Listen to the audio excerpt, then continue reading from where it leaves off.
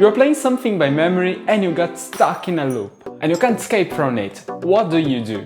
Second situation, you're playing misplaced repetitions, ignoring variations.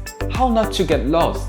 One single bar in a sonata could start an endless repetition. So, locate yourself, find the critical points, evaluate your methods, and take advantage of variations. I'm using Mozart's Sonata in F major number 12 to demonstrate what I'm talking about, but naturally this applies to every piece that has repetitions with variations. A loop is when you play an element or section that you have already played before in the piece, but you can't continue from it. Instead of going further, you play it as it was the first occurrence. For example, in Mozart's Sonata we've played for 5 minutes long until we've reached the recapitulation and we start group B like the exposition, but it was supposed to be different this time.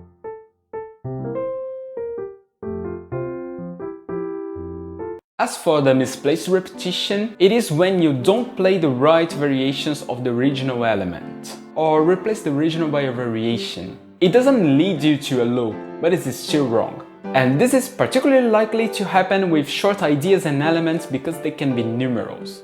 But why repeating? Do you play ritornellos? Are they mandatory? It's quite common for composers to repeat ideas. And they may do this for various reasons. To enrich the discourse, to create effects, to bring variations, or to simply making the piece longer. It's not always that easy to find out their goals. But if you are to repeat something, make it worth listening.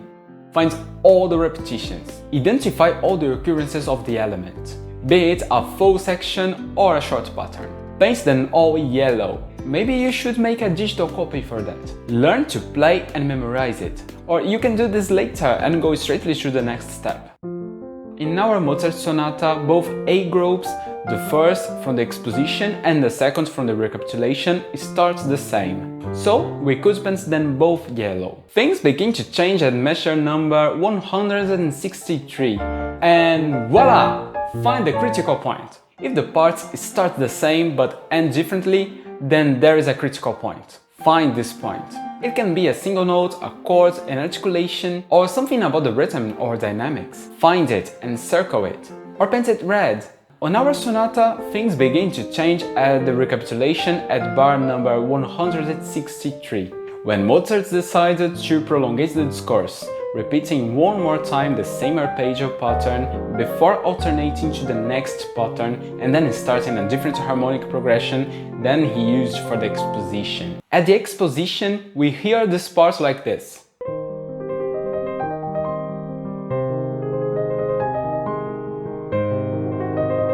To reach this new key and starts the B group like this.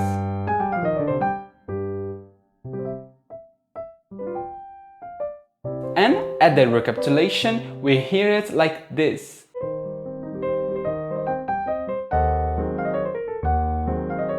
And he rounds the original key but comes back to it and starts group B like this. So, the critical point is this measure 163, or more specifically, its second beat, or this little E flat and its ascending arpeggio. You choose it. If you don't reach the critical point, you'll get stuck in a loop, and you'll be playing the exposition again. It's possible to start an endless sonata like this. Now, it's very important that you work on the critical point. You should memorize it and know it very well. It must be practiced separately, and then practiced in an integration context, with the following idea, with the previous idea, and with both. As we already know, loops and misplaced repetitions can also happen in a small scale. In this section of Debussy's first Arabesque, we have the same melodic idea played 4 times in 1 minute, with very subtle variations. Let's paint the exacting matches yellow. Now, let's paint the variations according to their position: orange, blue, and green. Let's find the critical points. Now we should memorize them according to the structure of the piece. Do you want to learn about the rhythmic challenge of this Arabesque? I'll leave you a link in the description. Know where you are. Once you have mastered the critical point, you must locate yourself. You must know when to activate it or not. The structure is your map. You might use associations to help you on this. Create a little story, an internal joke, I don't know, but something that will help you to remember the parts and the sequence. I'm on the recapitulation, we'll come back to that new chord with the E flat on the bass. How to be sure if the solution was effective? Test it. Hidden things tend to reveal themselves when we add a stress factor. Record your performance, watch it, criticize it, play live for a friend.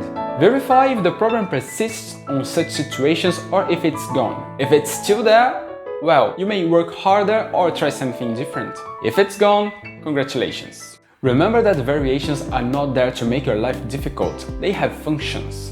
And they can be good for you. How can you take advantage from them? How can those differences affect or enrich your performance? You could be more emphatic on the critical points, for example, or use them as a starting point to change some expression, some phrasing, be creative. I hope this content helps you and you won't get stuck in loops again.